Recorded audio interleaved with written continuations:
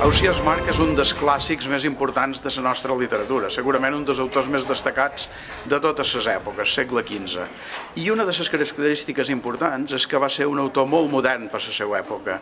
Ja hi havia tota una sèrie de coses que ens afecten avui i que continuen tocant les persones del segle XXI que el tocaven en el segle XV. Per exemple, en Ausiàs Marc no tenia clar si tenia fe o no tenia fe, per exemple.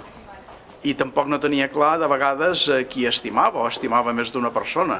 I tot això va afectar moltíssim. Jo crec que avui dia és un personatge molt novel·lable des d'una perspectiva històrica, no posant-lo a ell directament, sinó posant la importància que va tenir la seva literatura en el centre d'una novel·la actual, feta actual i situada a Hollywood. El llibre passa entre dos espais que són molt diferents. D'una banda hi tenim Hollywood, en els Estats Units d'Amèrica, i de l'altra banda hi tenim la ciutat de València. La ciutat de València era la gran ciutat de l'espectacle en el segle XV.